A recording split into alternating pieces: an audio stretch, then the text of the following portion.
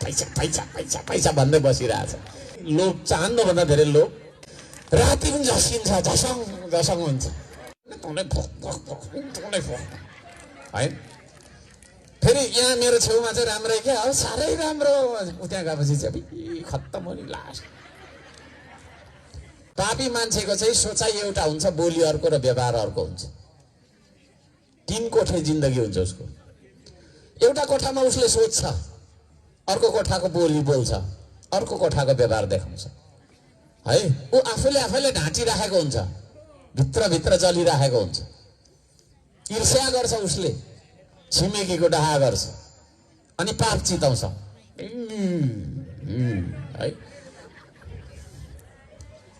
त्यसो भएको कारणले अल्सी, स्वार्थी, लोभी र पापी नेपाली समाजलाई हैन सही बनाउनका लागि पनि श्रम संस्कृति आएको छ। कुरा बुझ्नुभयो नि? त्यसो भएको कारणले म तपाईहरु सबैजनालाई भन्छु, हप्तामा 7 दिन हुन्छ।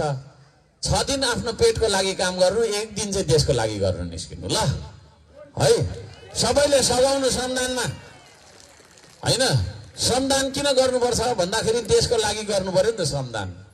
पेटको लागि चाहिँ श्रम गर्ने, धान रोप्ने, कोदो रोप्ने, दोकान खोल्ने, जागिर खाने, के गर्ने।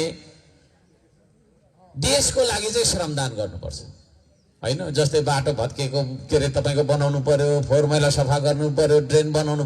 अहिले यहाँ ड्रेन ब्लक भइराखेको रहेछ हो, छ कि छैन? त्यो ड्रेन खोल्नु न भन्यो भने कोही भ्याउँदैन हैन। तास खेलौँ है भन्यो भने आइहाल्छ है तासेहरू। घुम्नु जाउँ भन्यो भने लो म पनि जाने भने राम्रो लुगा लाएर आउँछ फेरि। फटार सबैजना भनेर भन्नु मिल्दैन र मात्रै नभनेको मैले, नत्र त भनिदिइहाल्थेँ हैन। देशको बारेमा त चिन्ता छैन। बाल मतलब यस्ता नाथे देश हैन है। यस्ता नाथे देश भनेपछि देश बन्छ?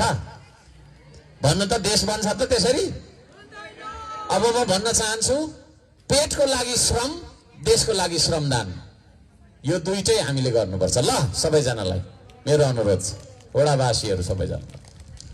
त्यो श्रमदान गर्नका लागि एउटा अभियान हो यो श्रम संस्कृति बनेको। यहाँका अब वडा समिति बन्छ, सबैजना बन्नु होला। वडा सभाको सबैजना वडा सभाका सदस्य बन्नु होला, सबैको नम्बर दिनु होला। वडा समिति बन्छ, त्यो वडा समितिले श्रमदान गरोस् यहाँ है। अर्को चोटि आउँदाखेरि एउटा पानीको बोतल भेट्नेलाई 2000 रुपियाँ दिन्छु भन्दा पनि नभेटियोस् न हैन। एउटा मिठाईको खोल खोजेर देखाउनु पानबारीमा, म तपाईलाई 5000 दिन्छु भन्दा पनि भेटे पो। त्यस्तो खालको बनाउनु न पानबारी हैन। यसो हेरेको फोहोर रहेछ, कतिखेर टिपौँ भने हात चिलाइरहेछ। यहाँ तपाईँ चिलाएको छ कि छैन? छैन है। भन्नुको मतलब अब श्रमदान सुरु गर्नुपर्छ पानबारीबाट पनि। हुन्छ? तपाईहरुको सेरा खोलाबाट पानी ल्याउनु पर्ने होला, यता के गर्नु पर्ने होला, ड्रेन खन्नु पर्ने होला। म डोजर पठाइदिन्छु ड्रेन खन्नु। गिट्टी कुट्नु, ढुङ्गा लिएर रास सिमेन्ट मात्रै लगाएर चाटचुट बनाइहालौँ न। ड्रेन छैन, बाटो छैन भन्दै रुइराखेर हुन्छ? नचाहिने कुरा हुन्छ।